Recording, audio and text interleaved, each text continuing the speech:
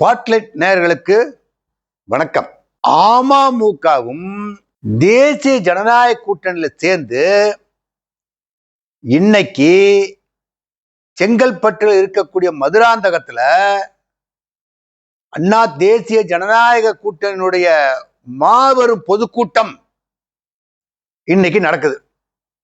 அந்த கூட்டத்துல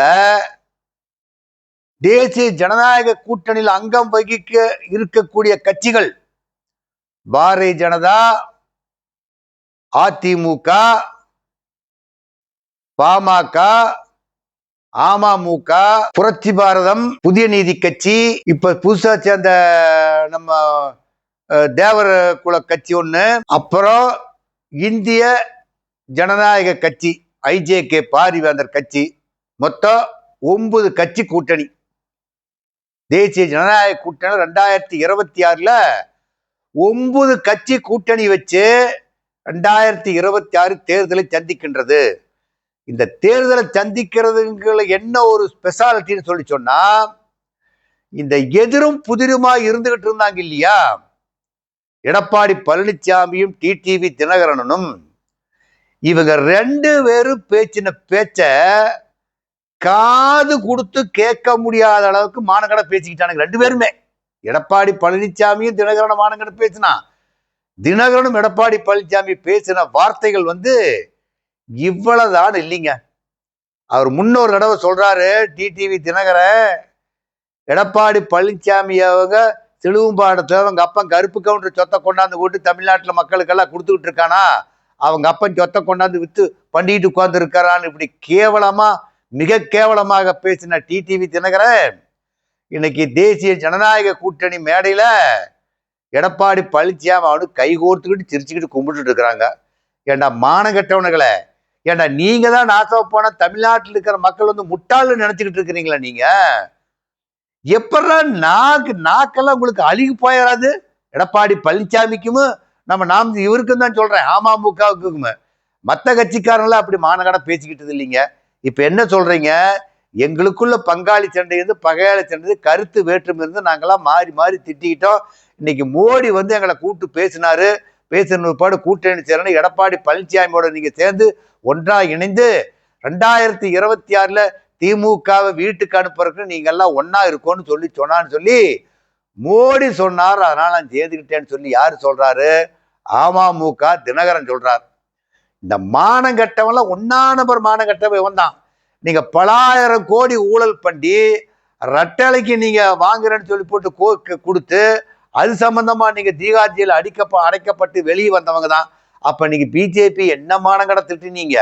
இப்ப மட்டும் சேர்ந்ததுனால நீங்க புனிதம் ஆயிட்டீங்களா? நீங்க அதையெல்லாம் விடுங்க. 2 பேரும் எடப்பாடி பழனிசாமியும் டிடிவி தினகரனும் கொஞ்சம் கொலாவறதை பார்த்தோம்னா, தமிழ்நாட்டில் இருக்கக்கூடிய மக்கள் எல்லாம் முட்டாள்கள் நினைச்சுக்கிட்டு பேசுறாங்க. எடப்பாடி பழனிசாமி என்னென்ன திட்டுனீங்க? 2017 எடப்பாடி பழனிசாமி முதல்வர் ஆக்குறதுக்கு சசிகலா உதவி புரிஞ்சாங்க, எங்க சின்னம்மா காலில் உளுந்து வந்தவன் தான் அந்த எடப்பாடின்னு சொல்லி பேசின தினகரன், இன்னைக்கு 2 பேரும் கூடி கொலாவிக்கிறீங்களே மேடையில. இது தமிழ்நாட்டு மக்கள் ஊராவு கூட்டத்துக்கு வந்தவன தவிர தமிழ்நாட்டுக்கு மக்கள் இருக்கிறவங்க ஊரா உங்களுடைய நாடகத்தை பார்த்துக்கிட்டு தான் இருந்தாங்க. அந்த அளவுக்கு கேவலமா பேசின நீங்க இப்ப 2 பேரும் ஒண்ணு சேர்ந்துட்டு கூட்டி கும்மாளம் அடிக்கிறன்னு சொல்லி சொன்னா தமிழ்நாட்டு மக்கள் கேனைன்னு நினைச்சுக்கிட்டு இருக்காங்களா?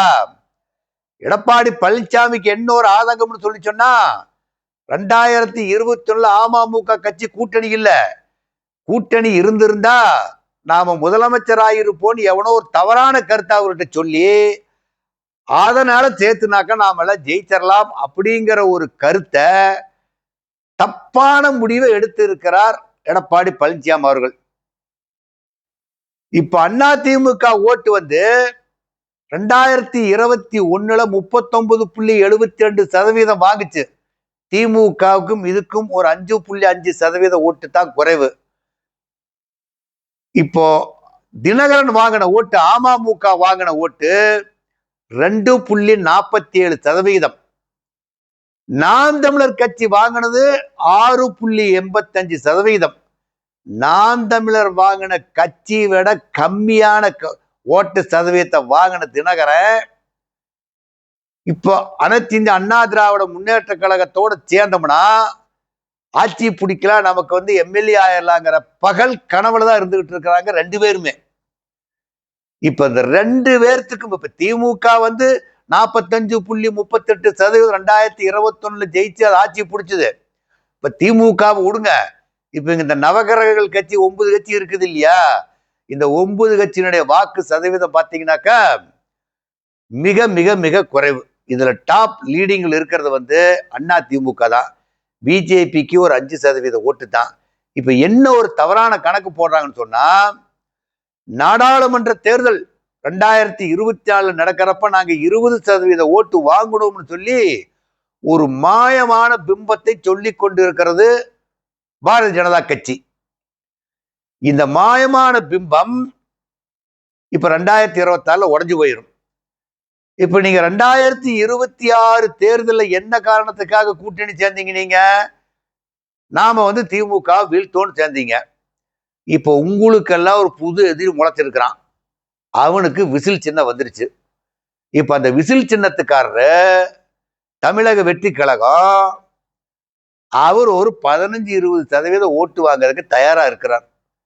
இப்ப நீங்க கூட்டணி போட்டீங்களே, நீங்க இப்ப அமமுகவுக்கு ஓட்டு போச்சு, அதிமுகவுக்கு ஓட்டு போச்சு, பிஜேபிக்கு ஓட்டு போயிருச்சு. இப்ப திராவிட முன்னேற்ற கழகத்துக்கு இருக்கக்கூடிய 5.38% ஓட்டுல ஒரு 5% வாக்கு தான் இப்ப 2024 செதறதுக்கு உண்டான வாய்ப்பு. ஆனா அதிமுகவுக்கு அப்படி இல்லை. அதிமுகவுடைய ஓட்டு மக்களுக்கு புடிபடாதனால ஒரு ஸ்திரத்தன்மை இல்லாத அதிமுக தேசிய ஜனநாயக கூட்டணின்னு சொல்லி மக்கள் மனதில் ஒரு பரவலான ஒரு கருத்து. இந்த பரவலான கருத்துல உங்க கூட்டணிக்கு ஓட்டு போடுபவர்கள் எண்ணிக்கை மிக மிக குறைவு. பிஜேபியோட கூட்டணி சேர்ந்தாவே தமிழ்நாட்டில் பிஜேபி வந்தவ தமிழ்நாட்டில் இருக்கக்கூடிய யாரும் ஓட்டு போட மாட்டாங்க. அவட ஒரு மதவாத கட்சின்னு தமிழ்நாடு முழுக்க முத்திர குத்தி வச்சிருக்கிறாங்க. உங்களுக்கு ஓட்டு போட மாட்டாங்க.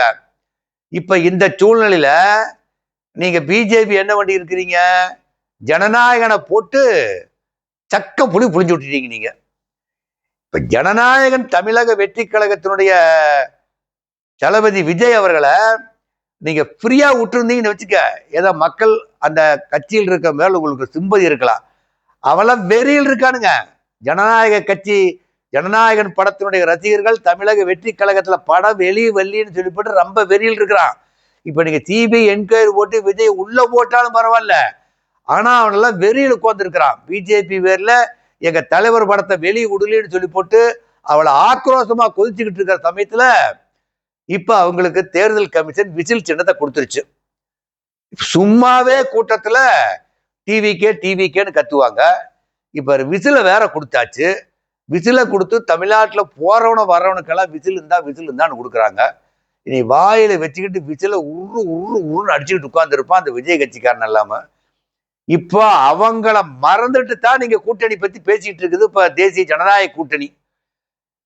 அந்த விஜய் கூட்டணியில் இழுத்து போட்டா ஜெயிக்கலாங்கிற முயற்சி பண்ணி இன்னைக்கு எல்லாத்தையும் கொண்டு வந்து மேடையில் ஏற்றலான்னு முடிவு பண்ணீங்க நீங்க. இப்போ பிரேமலதா தேசிய முற்போக்கு திராவிட கழகம் அது திக்கு தெரியாத காட்டுல திசை மாறிய பறவையா நிக்குது.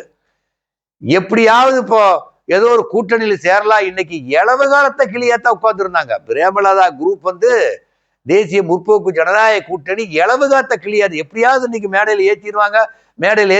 எடப்பாடி நமக்கு கை கொடுக்குவார்னு எடப்பாடியால புடிங்கி அடிச்சுட்டு ஓடி போயிட்டாரு. ஓபிஎஸும் அதே மாதிரிதான். அவர் உட்கார்ந்துக்கிட்டு எப்படியாவது இன்னைக்கு செங்கல்பட்டு கூட்டத்துல நம்மளை வந்து மதுராந்தகத்துல மேல ஏத்தி வச்சு பேசுறதுக்கு கூட்டணியில் நம்மளே ஒட்டுக்குவாங்க. இப்ப 2024 நடக்கக்கூடிய நாடாளுமன்ற தேர்தலுக்கு நாம எல்லாம் கைகோத்துட்டு அந்த மாதிரி கைகோக்க வைப்பாங்கன்னு சொல்லி அவர் ஓபிஎஸும் பகல் கனவுல இருந்தார். அவருலயும் வாயில மண்ணை போட்டு விட்டுட்டீங்க. இப்ப பிரேமலதா வாயிலும் மண்ணு போட்டு விட்டாச்சு. இனி பிரேமலதாவை சீண்டுவார்கள் இல்லை, ஓபிஎஸ்ஸையும் சீண்டுவார்கள் இல்லை. ஓபிஎஸ் கிட்ட இருக்கக்கூடிய கட்சிக்காரன் வந்து ரொம்ப விசுவாசமா தான் மனோஜ் பாண்டியன், அவர் திமுக ஐக்கியம் ஆயிட்டாரு. வைத்தியலிங்கம் அவர் அங்க போய் ஐக்கியம் ஆயிட்டாரு. இப்போ ஓபிஎஸ் கிட்ட யாருமே கட்சியில் இல்லை. இப்ப நீங்க ஓபிஎஸ் கூட சேர்த்தி இருந்தா கூட தேசிய முற்போக்கு திராவிட கழகத்தையும் ஓபிஎஸ் நீங்க கட்சியில கூட்டணியில் சேர்த்து இருந்தீங்கன்னா ஏதோ அந்த விஜய் பிரிக்கக்கூடிய ஓட்டு கட்சியில உங்களுக்கு ஒரு 1.5% ஒரு 2% ஓட்டு கூடுறதுக்கு வாய்ப்பு இருக்கும். இப்ப அதெல்லாம் உங்களுக்கு டோட்டலா தேசிய ஜனநாயக கூட்டணி அடிபட்டு போச்சு. இப்ப தேசிய ஜனநாயக கூட்டணி ஆட்சியை பிடிக்கும்ங்கிற எண்ணம் அறவே கிடையாது. இப்போ இந்த காய்ச்சல் குளிர்ல திராவிட முன்னேற்ற கழகத்தில் இருக்கக்கூடிய கூட்டணியில் இருக்கிறவங்க எல்லாம் யாருமே பிரிஞ்சு வெளியே வரல. என்னென்னமோ சலசலப்ப பிஜேபி போட்டு பார்த்தது. யாருக்கு?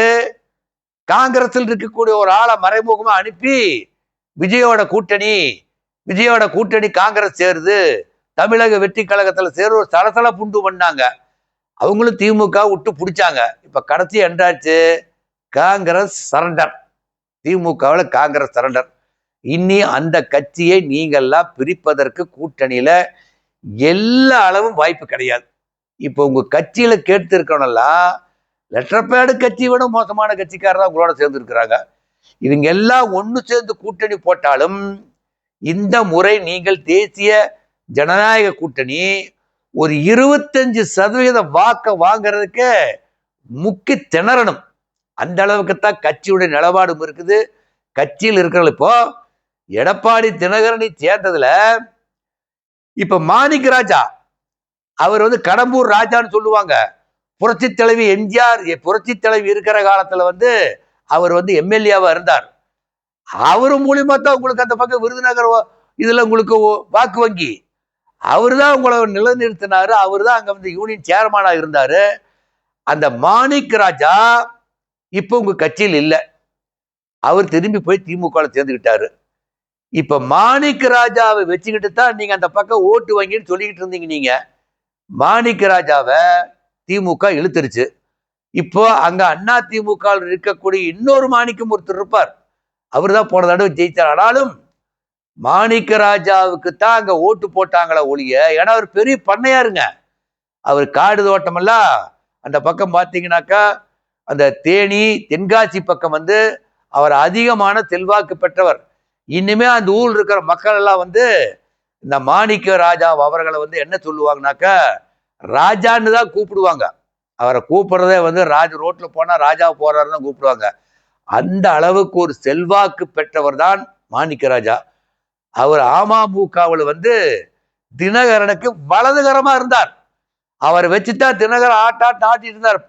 பல கோடியை செலவு பண்ணுவர். அவர் தினகரன் கட்சிக்காக வேண்டி பல கோடிகளை செலவு பண்ணுவர் தான் அந்த மாணிக்க ராஜா. அவரு இப்ப எங்க போயிட்டாரு? அமமுகவை விட்டுட்டு திராவிட முன்னேற்ற கழகத்துக்கு போயிட்டார். எந்த லட்சணத்துல நீங்க கூட்டணி சேர்ந்து நீங்க ஆட்சி ஜெயிக்கிறதுக்கு உண்டான முயற்சி இருக்குது அமமுகவுக்கு? ஒன்றும் கிடையாது. இருக்கக்கூடிய ஓட்டா தென் மாவட்டத்துல அவர் பிரிச்சுக்கிட்டு ஓடிட்டாரு.